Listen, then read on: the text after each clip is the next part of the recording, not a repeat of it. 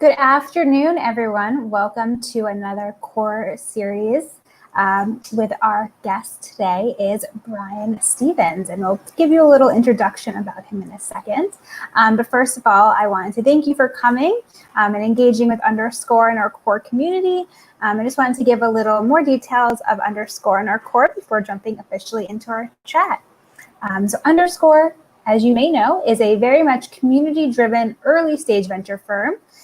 We are backing our founders really from seed to Series A and predominantly in the B2B and SaaS space with an emphasis on building here directly in Boston.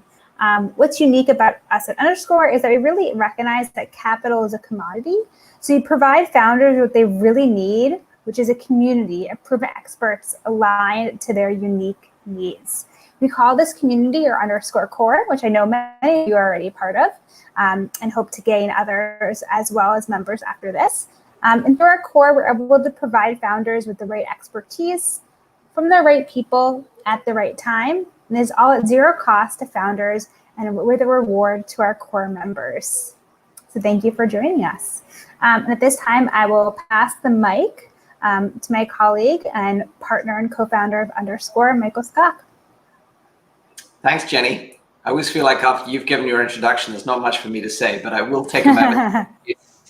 Our guests, David Jeans from Forbes, and also Brian Stevens, who's really the star for today.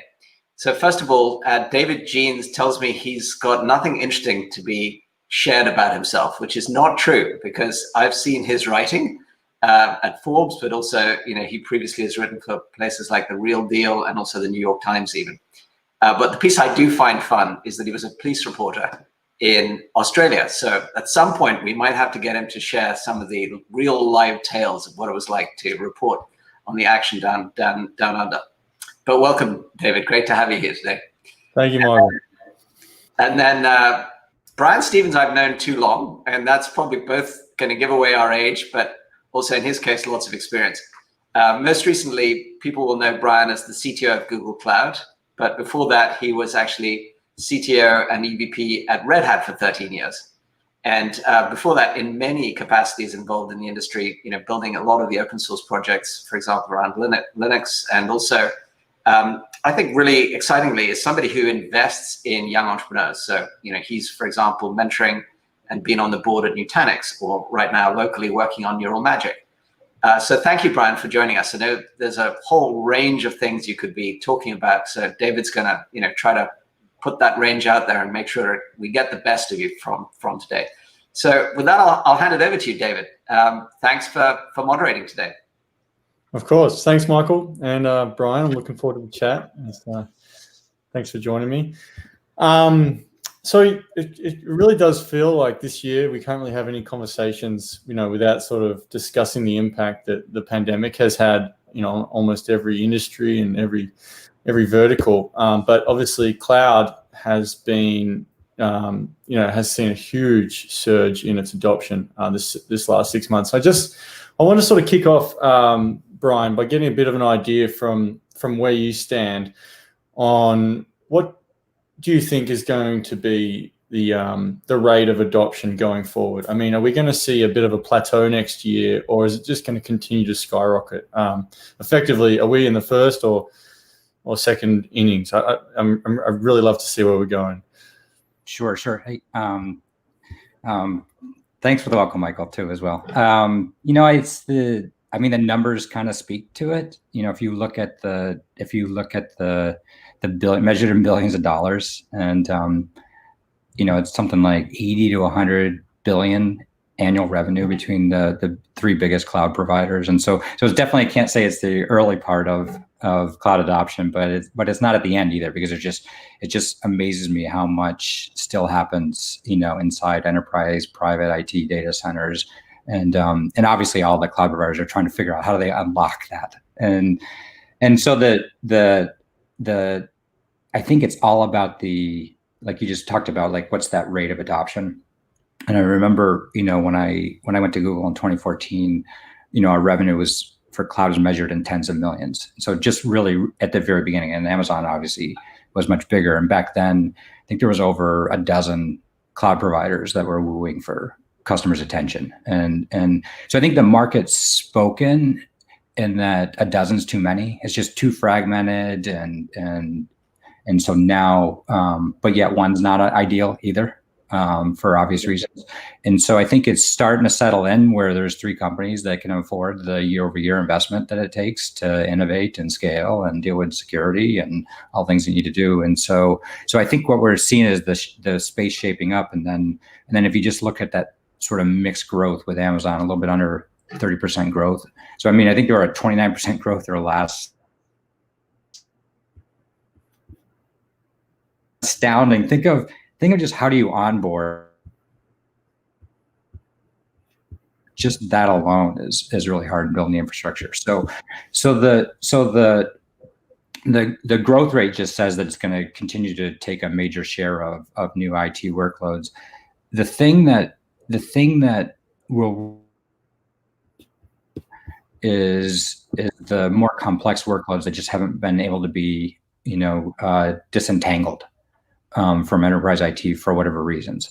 And so a lot of the legacy workloads, a lot of the models that just for application tiers and data tiers, things at the edge, and so there's a lot of things that are just cost, right? And skills to migrate are the things that just aren't really showing the movement yet to cloud. Clearly new workloads are. Clearly things that want to take advantage of cloud services that don't exist on premise, which is the other part of cloud. And that's why it's driving so fast, is that it's more often than not, you're going to find that next cool service that your organization wants to use is probably going to be cloud resident and more than an on-premise product. So I think those are kind of the drivers, and it's just been, amazing to watch just such startling growth rates. Well, I do wonder, we are, as you mentioned, we do have like a huge fragmentation. I mean, you've got IBM, Oracle, all trying to sort of stake their claim, in various ways. But as you mentioned, it does look as if you have these 3 dominant providers at the top. And I wonder, are we going to see more or less of this multi-cloud strategy going forward? Or, I mean, I know that Amazon has always been sort of allergic to multi-cloud, whereas Google has largely embraced it and almost encouraged it, and obviously being the third, the third in the race, or whatever we want to call it. Right. It's also been a beneficial way of talking about how their product can be applied. So I guess as well, like as we continue to see this huge adoption, are we going to see customers go directly to one provider or vendor, or is the multi-cloud is the multi-cloud going to be the way to go? Sure. I think it's not startling to see like the market leader and the incumbent not wanting standards and multi-cloud, and that was why things like open source and open APIs matter so much. And so that was very much what we focused on at Google was how do we not, the world doesn't need a second proprietary cloud that's smaller. Right, like that's not a winning strategy. But if you can invest in open source, open APIs that can be consumed, on any cloud, whether it's development tools or production side tools or AI, and if you can invest in that, and then what you're going to do through that is you're going to drive standardization, and that's going to, through that standardization is going to make it much easier for people to use other cloud services, because if it's too expensive from skills for them to use the second or third cloud, training wise, otherwise, then they're not gonna, right? And so the big focus on open source that you're seeing, Google do and Microsoft do and others do, I think is going to make it easier for multi-cloud. And I think where multi-cloud breaks down, I think I saw a blog recently having to come from Amazon on why multi-cloud is bad. Another kind of was the it's not so much that customers are saying, I've got workload A, and I want to at any point in time run workload A on any cloud and have it just work without any change at all. I don't think that's really, there's not a lot of value for customers in doing that. But if you think of how heterogeneous enterprises and companies are today in terms of what they use for all the software providers, it's very heterogeneous. So what you want to be able to do is just allow customers to consume different APIs, different services from multiple clouds. That way they can pick best of breed. Right. becoming expensive. And so I think that is kind of where the vision of hybrid and multi-cloud is going, is maybe I'm doing my AI on Google because they have the best, and maybe I've got a big storage corpus in S3. But I mean, do you think that there'll ever come a time when Google takes a step back from encouraging multi-cloud, especially as it hopes to gain greater market share? I mean, do you think that it might start, once it gets... I hope not. I'm not there anymore. It's been a year. But that was part of, when Google invented Kubernetes. And then when, I was at Red Hat for the last 6 months of that and partnering with them on Kubernetes, they could have kept Kubernetes all to themselves. Argue and use, okay, we're the only ones that have figured out this whole orchestration containerization at scale. And you could have used that as a play, right, to say why you want to come to Google. But I think that's got nominal value, right? And I think the longer game is to federate and open source that and allow it to evolve. And what that's already done is we had already seen the effects of that, was that, when other clouds tried to build a proprietary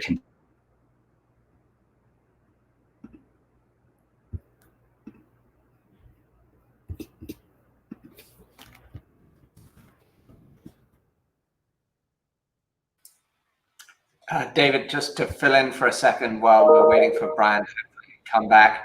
I mean, I think what you're hearing from Brian is, a very market-led response, which is that customers actually want to be able to get the best of breed solutions from multiple vendors. And so they're demanding it. And they don't want to become too reliant on any one vendor for lots of different reasons, not the least of which is their negotiating position. Yeah. But they're really also very keen to make sure that they don't force what I would describe as the worst of all worlds, which is a lowest common denominator, where nobody gets to provide the best of breed services that, say, Google could provide here or Amazon could provide there. So that's where we're at. But I think there'll also be an opportunity for things to evolve, as Brian is suggesting, through open source enabling what in effect is a level playing field for developers to build their services and then decide where they deploy them and how they manage them. Yeah. I do want to actually, just while we've got the two of us going, I mean, I'm more looking at the VC community as well. I'd love to get Brian's input here, but I feel like you're equally equipped to weigh in. There has been a huge change in the way the deals are being done, that investments are being made, and that teams are, converging in the VC world. Can you discuss a little bit about how that's all sort of shaping up? I know that, just from a reporter standpoint, I could understand that the due diligence process has changed a lot, but I'd be curious to know, first of all, how your day-to-day is, especially, what does your desk look like these days, doing everything from home, compared to, throwing ideas around an office. And then, on that due diligence point too, I think that's a curious point. Well, I'll go straight to the heart of what people don't talk about, because everybody talks about all the benefits of it. The real challenge for a VC is to try to understand the team. And people talk about it, but it generally is about seeing the dynamics between the team. So there's only so much dynamic you can see between 2 boxes on a screen or 5 boxes on a screen. And that's something that we miss. So we've had to design ways to get around that. And to your point, due diligence on teams in a way that is remote and yet enables us to obviously give them the benefit of being able to work together collectively in a remote situation, because in some instances, that's how they're actually going to run their business or build their business. And it might be nothing to do with COVID. It might be their choice. So, we've invested in a company called Coda just recently that is very much a distributed business and intentionally hires the best talent from all over the world. And that was nothing to do with COVID. So I think we'll see a very simple model build out, which is sourcing is actually easier because you can reach more places more easily. Then building companies is a lot harder because you're actually going to have to figure out how to connect people. And I don't mean virtually, but in a way that they can team. And then exiting companies, I think, is going to be easier too, because building obviously what will be the sort of conduits for companies to get connected to their strategic partners is again easier remotely than it is physically. It's difficult to get people all in the same room at the same time. But in between, as I just said, there are a lot of nuances that still have to be worked out for VCs to describe themselves as sort of effective in this new world. Yeah, just I see we've got Brian back, but just before we jump back to Brian, I got one more here. I would like to know, are you guys doing more or less deals since the pandemic has hit? And has the size of those deals changed? Well, so we'll be factual for a moment. We've definitely done more deals than ever before in this, 8 or 9 months of the year already. And that might be just a factor of the quality of the deals that have come to us or the work that we had done to build it up. And in terms of the amount, we typically invest somewhere around $5 to $7 million in, seed through to Series A. We've done some very large deals, including one that, will be announced that is well over 10. So it's not really driven by COVID, though. I think, to be clear, it's driven by our ability to do the right work and find the right quality of investments. And guess what? That might change to being the lowest number, in this last quarter. So I don't think it's COVID dependent. Welcome back, Brian. Sorry about that. Fiber up here is only about 3 weeks old, so still stabilizing in the community. No, of course. Obviously the last year of your career has obviously changed a bit. You've now become a professional advisor and board member and hero of things. How's that sort of, the last 6 months you've had to do that kind of a role from remotely. What's been your day-to-day? I'm still trying to figure out what I want to be. The story that I always say was when I was in high school, I wanted to be a carpenter, and my guidance counselor said no, and I told him I had no other interest. And he says, "Well, you did pretty well in this computer science programming course." Like, I didn't know that was a career. Sorry, that's back to Michael and I being older, and so I'm still an aspiring wannabe carpenter. But I wanted to take a year off. I needed to be back on the East Coast, and my dad has Alzheimer's. And I wanted to be able to spend more time with him. And so it's been a year, to be honest, doing all kinds of crazy stuff. Yeah, definitely doing some fun boards and rooting for the home team with VCs, spending more time attending partner meetings, and just getting to see all the crazy stuff that people are building, and just leaving a lot of time to play. I've left enough time to play where I actually have been able to write code, which I haven't written code, and I'm ashamed to say, over 10 years. And so much has changed in 10 years. So it's just been, I'd say, a very fragmented day that I have, but fun. Right. Well, I guess like in all the discussions that you're having with the companies and firms that you're advising, and I'd like to know sort of what their feedback has been to you about where they're going to be taking their business. Let's maybe even talk like 6 months ahead or even a year. Are they ever going to go back to the office in the same way, or is everyone just going to be in WeWorks, Sure. Well, I think, that whole first phase of it was, back in March, and I was saying earlier, when you were looking at the models by July 1st, there were going to be no more deaths in the US. And so I think everything just got kind of, let's just take advantage of these couple of weeks, and then we'll push everything down the road a little bit. And now everything I've seen is people are really looking at, like, we'll never go back as exactly as it was. And then in the middle, in this middle period, the challenge that we've seen is that all we've kind of done, to be honest, is we rushed home and we turned on, Zoom most likely. But what we really haven't done is we haven't appreciably changed how we work. And so the companies that I've been spending time with are realizing that there's these significant benefits that they're receiving already by having people work from home. But then there's also these detriments, and that the teams really haven't kind of figured out, and the tools aren't in place for how people can be productive. How do you communicate? And so all the companies are really just grappling with that. Not really certain, because there's no one company out there beyond, we're using more Slack or we're using more Zoom, but that hasn't really changed things appreciably. Right, of course. No, it seems that it's been applied with varying degrees of execution. I think at Twitter or Facebook, I can't remember, said, you never have to come back to the office, which is a really startling kind of thought. Whereas, others are saying basically, look, we're going to have some people in the office. Like, that's where the good ideas come from. Michael, did you want to weigh in quickly? Just to add one thing, because I really think you're on the money, Brian. People haven't figured out how to re-engineer their work to be remote workers or distributed teams, as opposed to forced to work from home. And the winners are going to be the people that reimagine the future of their business as permanently distributed or permanently remote, Right. with the advantages that they've figured out they can get from it. And that's actually fascinating to see. There are so many things that are so much better. I'll say one more thing on that, two more things on that actually. So at Red Hat, like I always, coming from an older school company before Red Hat, always trying to find the best engineers, relocate them, put them in the same office. And then I realized even if they were working on the same body of code, they weren't even talking. They were just chatting together, not through IRC at the time. And so it dawned on me that like all this, like we weren't having access to the best talent because we were only having access to the best talent that was also willing to move to Boston. And so I think like the companies that can figure this out can not only put the tools in place for people to be productive, but it also lets you go after the best DNA. Yeah.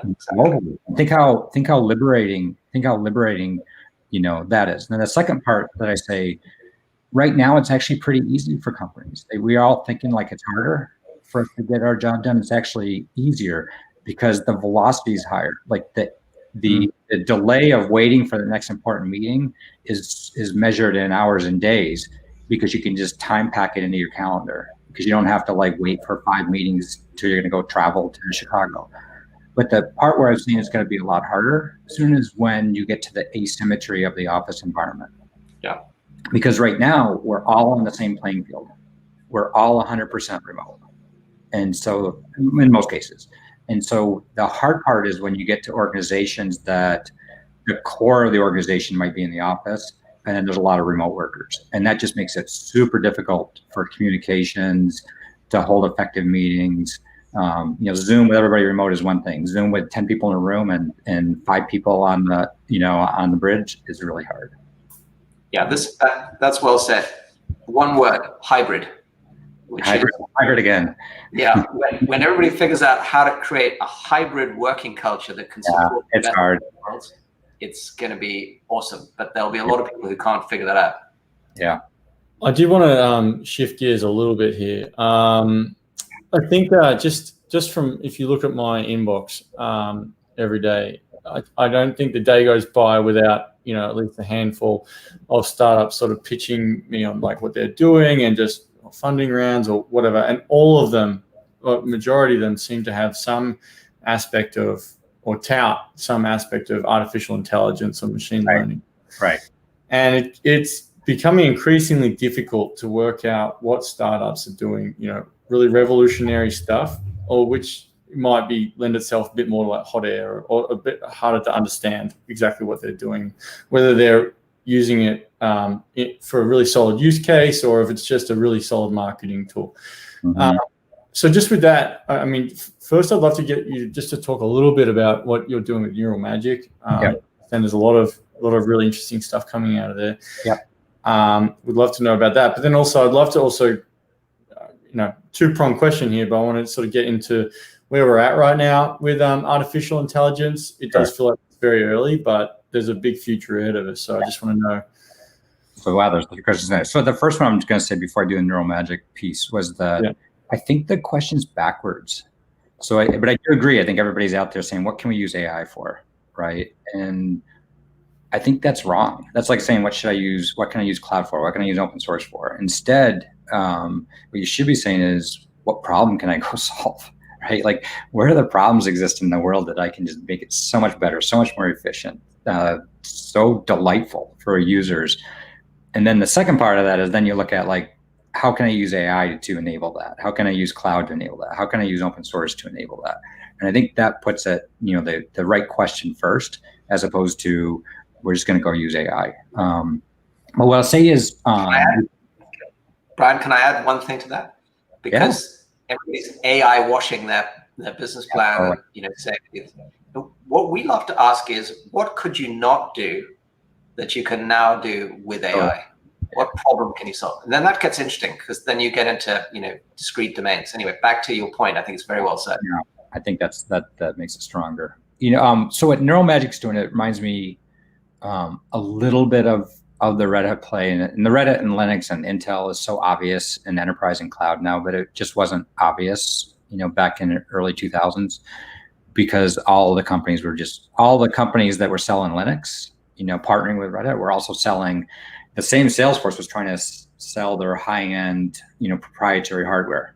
And so picture that, one Salesforce selling high-end proprietary systems and Intel, one Intel with Linux, Unix on the other, and that was kind of where the world was. And then now it's really obvious, like, who's running those proprietary systems anymore? Nobody, right? Everybody's running, Intel, and then you're either running Microsoft on it, or you're running servers, right, or Linux.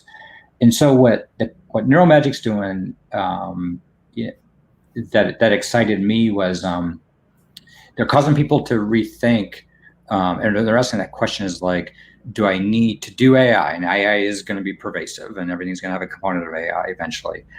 And so it's going to be big market, but do we really need specialized hardware in order to enable it? And so it's kind of, that's what brought me back to kind of the Linux thing. Like, if you could run an operating system in an enterprise data center that was reliable and secure and scalable and commodity, then why couldn't you do the same thing with AI? And right now, the hardware is kind of leading the game with NVIDIA and others, right? And then now the more specialized providers. But the roots of the company is some really smart people from MIT, and they really understand system designs. Before they were AI people, they understood systems and multi-core and caches. And now what they've been able to do in many cases is they can make AI 4 times faster and half the cost. And so what that's doing on just commodity processors, and what that's doing is it's enabling flexibility for users that want to be able to run AI anywhere that a commodity CPU is, and still get really stellar performance at a lower price point. So it's a big aspiration, but it's a long journey, because it takes a lot of work and all the different types of models that it takes to make work really well on the infrastructure. So I guess, like, broadly, I mean, it almost feels like we're going to see, over the next decade, this kind of a rather steep uptick in the number of more or less truly AI companies that are sort of coming to go through that, the mature process of ending up through an IPO. And I feel like, it goes without saying, Palantir kind of feels like the first big one where, it may not have said it was AI the whole time, but everyone, often looked at that company like, there's this mysterious AI company doing a bunch of cool stuff. Mm-hmm. And now that it's starting to go through the IPO process, there are a few, it's getting a lot of scrutiny, just around where it's supposed to, where it's going to be going from there. And oops, sorry. You're right. I'm ready to kill this. People get busy. I'm back. Sorry about that. No, you're right. I do wonder though, like, do you think we're going to see a lot of sort of true AI companies come through to the public markets? Or do you think we're going to have to wait quite some time for that to really happen? I do. I think that there's there's purely a lot of pure plays that have been funded. And I don't think, obviously, the thesis isn't they all don't survive. Some of the best ones do. But I think, like, it's really going to be difficult to be a standalone AI company. I think it's possible. And I think that there's such a heavy investment happening right now in open source around AI. And then with the largest tech companies that are just able to attract the talent to build these new services. So I think it really comes down to, like, where in the stack are you competing at? And so I think the AI companies that are going to be the most successful to build big businesses are going to not only differentiate, be high up the stack, but they're also going to be able to leverage all the work that's going on by the largest tech companies. So imagine if you were just leveraging TensorFlow rather than trying to compete with TensorFlow or PyTorch, or imagine if you were just leveraging the best ASICs that are living in the cloud rather than trying to compete with them. So I think the battle of competing at the lower part of the stacks, some will find a niche and be winners. But I think the ones that are the biggest won't win for just a point in time. They have to win over the long haul. And so it means they have a really rich problem and then build a big ecosystem around that and a big user base. And I think those ones are going to be leveraging the best of breed AI that's already out there. And David, Yeah, sure, Michael, jump in. If I may add to Brian's point, because he's so clued into this, it's almost like a pyramid. At the bottom of the pyramid are the very large players who've effectively got to compete on economies of scale to be able to even participate. And that's played out in the industry and cloud very obviously too. And at the top of the pyramid are the people who own something unique that is so valuable that they can afford to be, distinct. And that's often data in the case of AI. It's, the models or the algorithms, et cetera, they're commoditized. And so I think you'll see a lot more vertical AI plays, and they won't even be called AI. They'll just be, vertical applications that, like everything else, have figured out how to integrate AI and their unique data into their value proposition to deliver.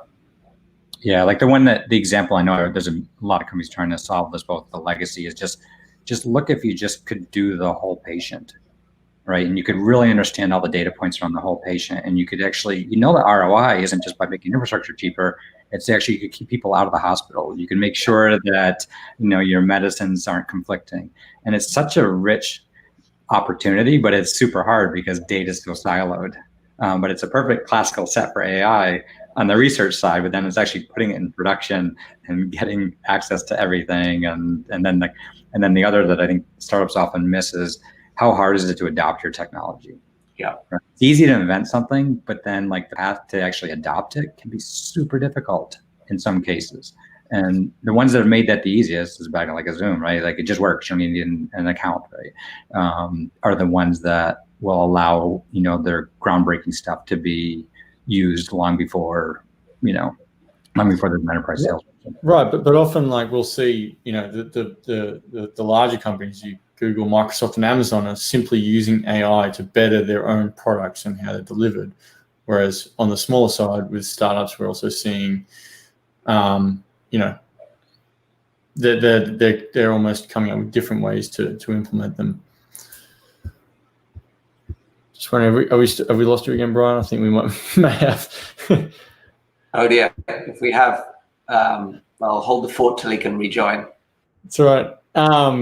No, it's actually now there's a good string of questions actually coming in from some of our attendees and viewers. Oh, he's back. Brian, we were just about to jump into some of the attendee questions. There's some really good ones coming through. Actually, this is a really interesting point, and I'd like to know how much time you spent thinking about it. But one person listening in has asked, what is the future of cloud services using renewable energy to operate? Yeah, I mean, that was Google's been really public about it. The person that I spent the most time with at Google runs all of TI infrastructure, so he owns this. Owns all the data centers or managed all the data centers and built some, and also I think he's his biggest charity is World Wildlife Fund. So you put somebody that's his biggest cause is protecting animals and the environment together with running all these data centers, and you get a really good result. So I know right now that they bought, I think it's 5 gigawatts. So they buy the amount of renewables that it takes to run the data center. And the reason you have to do that, what they do is that it's kind of like, imagine going to a VC and asking for $1 billion to build a wind farm. That's super hard, right? But then all of a sudden you have a Google that comes in and says, we'll commit to buying, right? Purchasing this amount and give you a contract before you even built it. Then that commitment makes it easier to capitalize the building of the renewables. And so that's what they've been really super great about doing. And so that causes renewables to be built. And then the hard part that remains though, is even though they can buy the amount that they consume, it doesn't match. So where the renewable isn't where maybe the data center in Iowa, maybe it's, nighttime in Iowa and it's not windy or whatever. And that's one of the biggest data centers. So the challenge, that gives a great technical challenge of how can you shift where the workload happens between data centers to follow the wind and follow the sun. Right. And that will be poetic. It sounds poetic. But that's when you get to that point, right, where you match consumption with where the energy is at that point in time. And I think that's also their mission. And I know Amazon's done some great announcements recently around this as well. I'm just not as clued into the details. Yeah, I was going to ask you, compared to what Google's been doing, how do you see the efforts of Microsoft and Amazon here? I can't speak from a renewable, but it's just so I don't know exactly where they're. I can't speak honestly as to where they're at. Okay, Michael, is renewables and renewable energy here? Is it something that's becoming a bit of a mandate in VC investments, or do you think we're just not there yet? Quick answer is not there yet, but there is a whole specialist set of investments that are made by specialist funds, obviously for either impact investing or for green impact. So we're not one of them. Doesn't mean to say that it isn't a really good area. What we try to be is just conscious investors. So we don't invest in things that obviously would, in some form or another be, disruptive to, the renewal of our energy stores, but also to the sort of the health of our planet. And ultimately, just to sort of bring it full circle, our investment LP base includes some of the biggest funds in the world that are investing in renewable sources of water or energy, or are very mission based. So that's where our way of kind of keeping our nose clean and also giving back in terms of making a difference here. Who are some of those LPs? Unfortunately, we can't disclose them. They don't like to be disclosed, but you would know them. I mean, they are very big names, and they have some of the very biggest institutional sort of investments in this area. We have a few other questions trickling in, actually. Some of these are a little technical for my understanding of them, but I can dive into them. But the first most solid one here is, CTO of Google. How do you go about vetting, really solid talent in technical talent? Yeah. What are you looking for? I mean, it didn't really change between Red Hat and Google. It's kind of the same process. The first part is devoting time. Like, it's really easy when you get busy, your calendar fills up. It's always full, right? For all of us. And so where does growing the team, like, and bringing great talent to the team, fit into that? And it often only fits into it when, you get added to some interview loop or otherwise, right? And then you look at it, kind of like it's stealing time out of your calendar. And it's really hard and it's not the things that people enjoy doing the most, because it's really hard to interview and to source talent. And so first thing I figured out was that worked really well for me over the years was I would block, an hour to 90 minutes every day in my calendar, just block it off. And it was only for sourcing talent. And so what you do in that time might be different. One point in time, somebody might land an interview that they want you to have on, into your diary.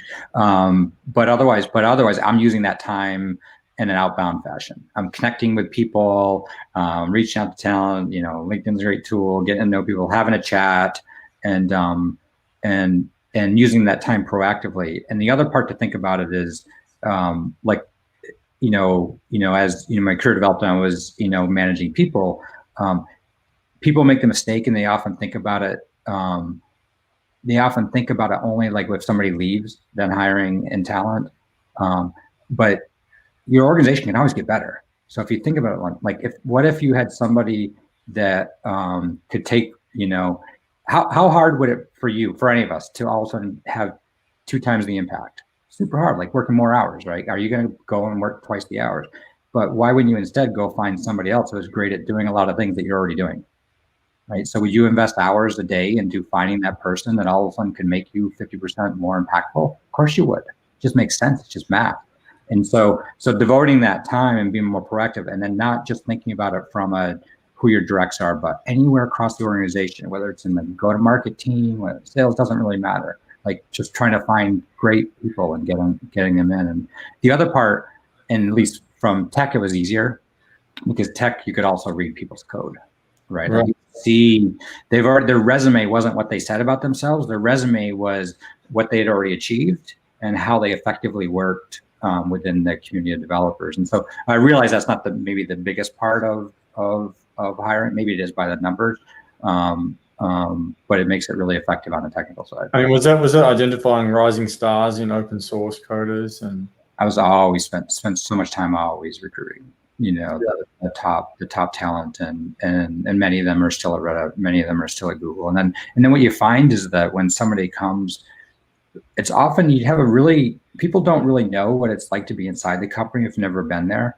And so often it's just that snowball effect, right? And you get some great talent and they love the culture. If they love the culture of what they joined, then that just has a big impact on other people in the future coming.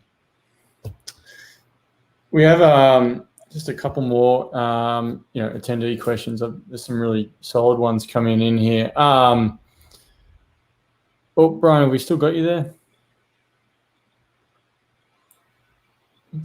Perhaps Michael, you can weigh in here as well, actually, because this does appear to be a question that can be applied, whether you're an investor or an advisor.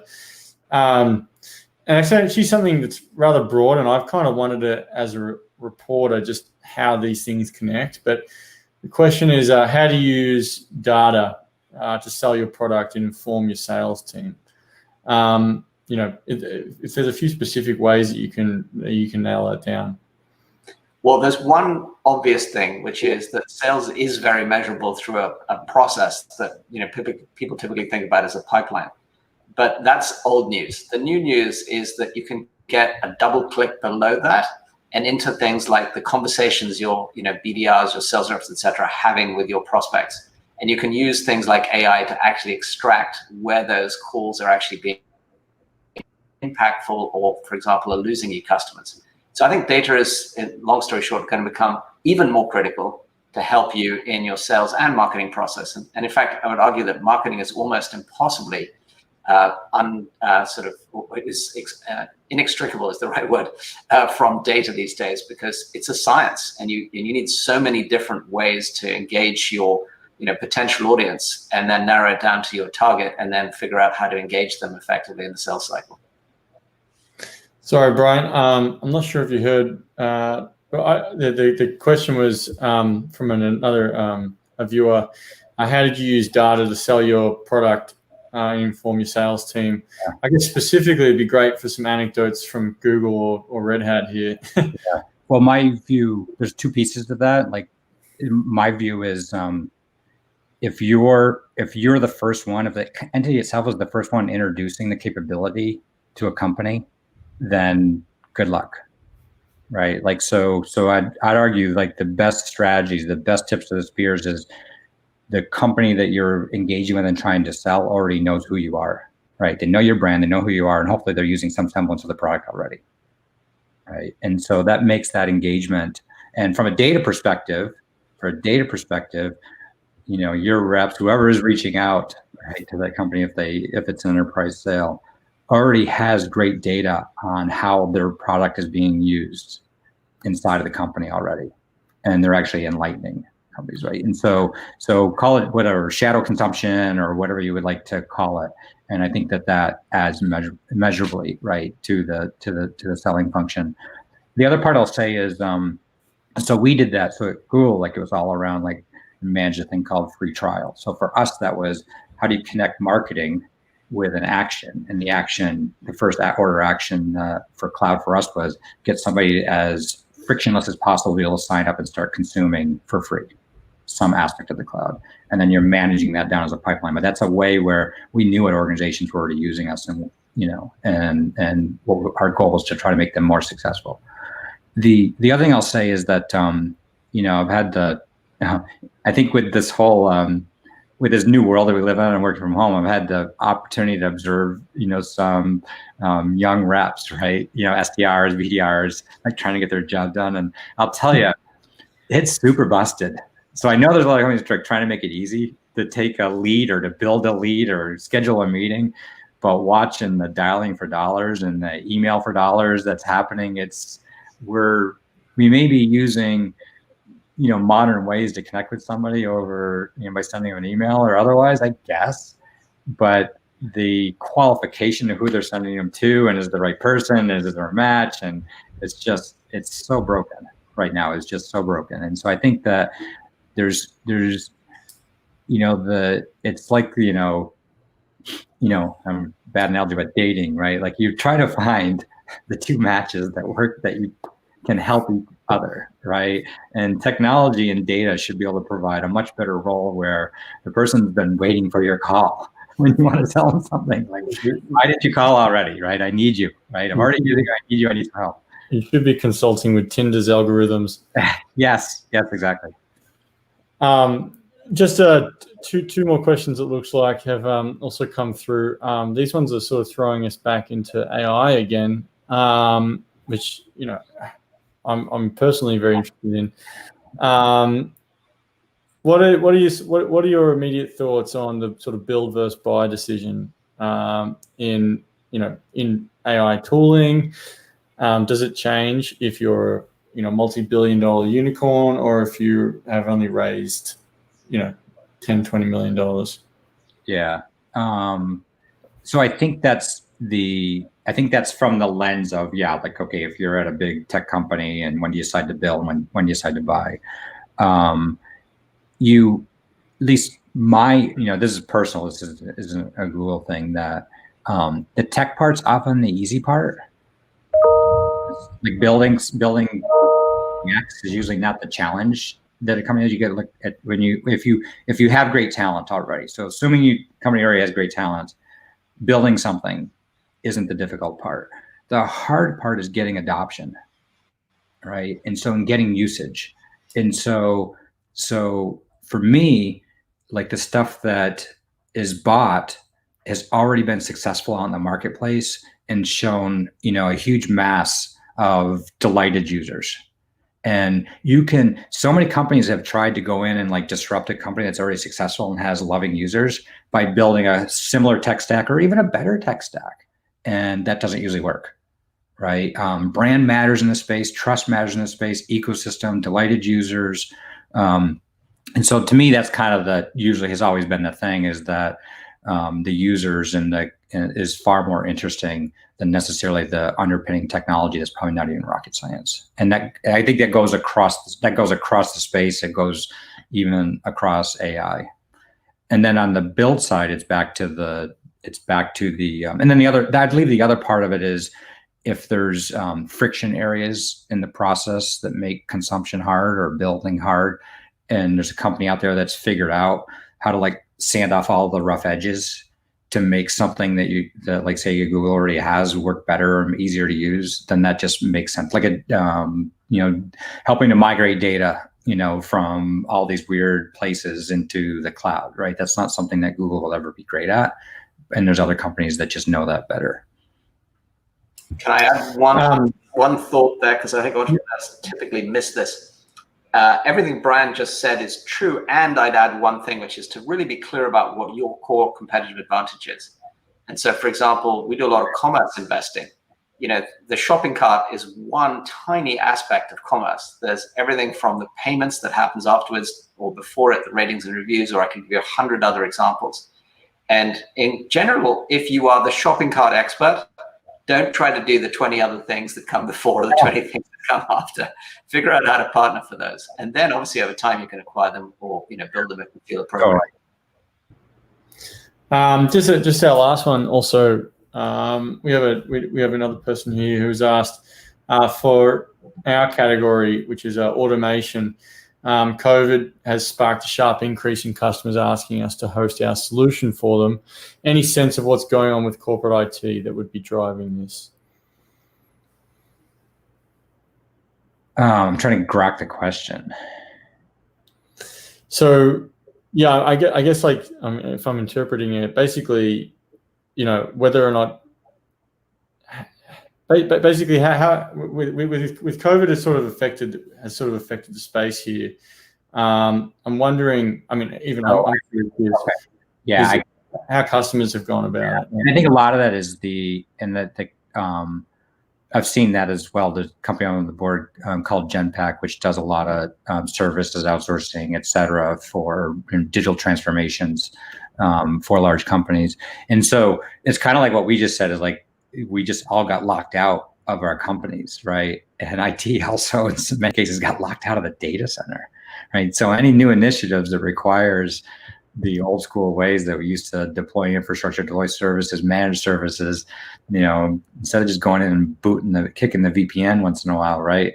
Like IT wasn't designed to have like zero ops in most cases. So I think I can totally see, that's why you've seen like the rise of like, VDI and other video conferencing tools. The fact, it's not just the fact of what they do, it's the fact that they're hosted on either by the domain for that cloud or a public cloud provider. So I think the new normal will definitely be, if there's dial tone services that a company needs to run, they should be hosted outside of your data center.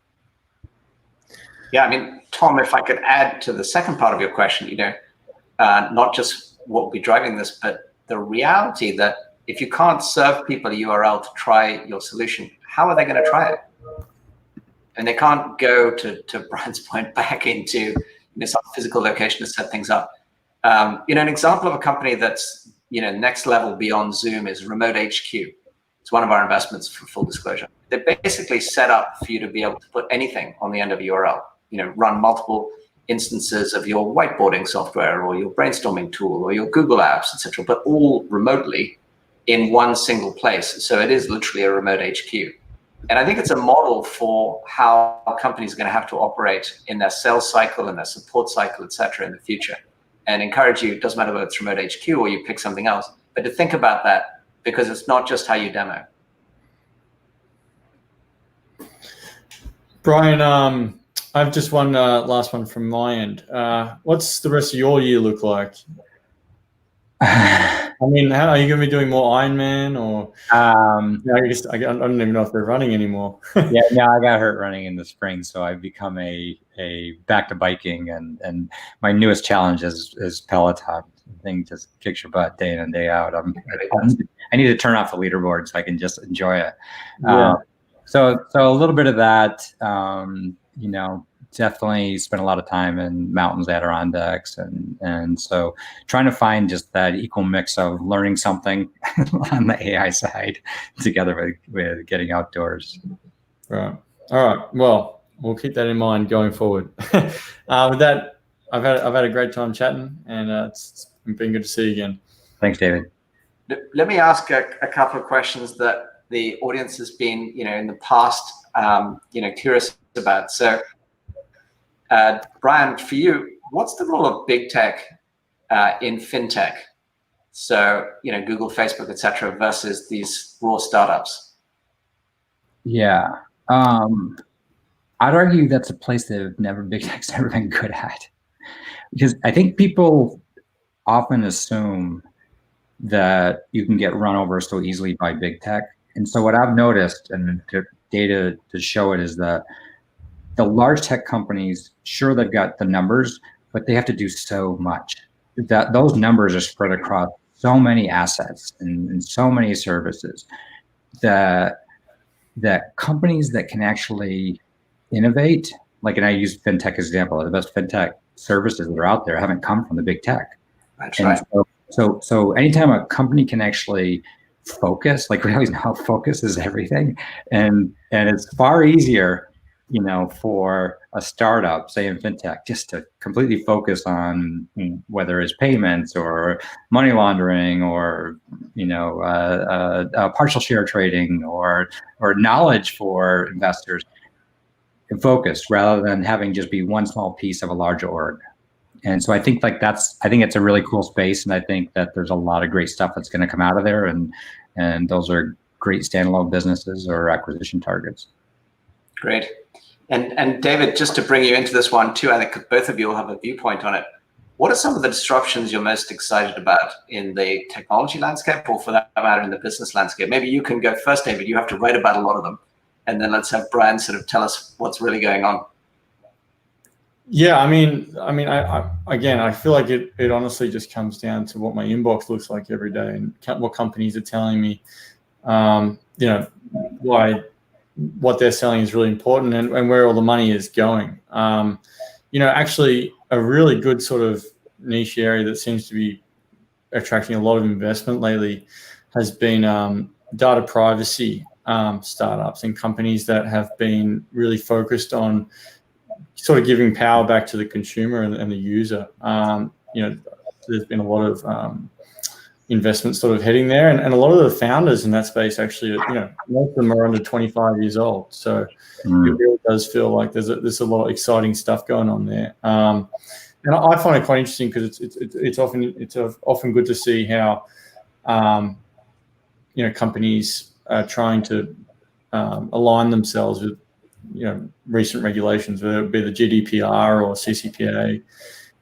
That's been where I've sort of targeted a little bit of my coverage. But the second one, as I feel like I've talked about thoroughly now, has been artificial intelligence and just trying to decipher what's really good and what's just really good marketing. Great observation on the compliance and GDPR and examples of data privacy. I think that's going to be a hot topic for a long time to come. Brian? Yeah, mine's more the here and now, I think. So it's less around like replace incumbent tech company with a smaller innovation, and that's happening every day. And it's fun to see. Mine's probably more on the healthcare side. And I just any of us or any of you have ever been a caregiver realize how hard that is and how lonely that is in terms of feeling like there's nothing in the industry that's set up to make caregiving easy and effective and impactful and efficient, and with an aging population, right? Like I think it's going to be really super important that the user experience of the caregiver is critical. Nothing's set up to make that happen, right? Just because it's all the old legacy around health systems, and it's really super hard to innovate. So I'm hoping that we start to see not just a payments company, the payments company that can flourish and disrupt the big people and solve a necessary problem. I'm hoping that we start to see that happens in health, that 15 years from now, we're all super excited that we have the best healthcare system, not just from government mandates, but just from a capability user experience. That's very well said. And you only have to look at the realities of how our economy is completely overburdened by the cost of our health system. Yeah. Got us on. Yeah. So, well, listen, thank you both very, very much. This has been a fantastic conversation. And as I bring it to a close, I'm reminded that, frankly, it's all about people, which is what we invest in. And so, David, thanks for being such a great host to Brian. And Brian, thanks for being such a great member of the core community and such a great participant helping build entrepreneurs, companies with them. And here's many more hours ahead on that.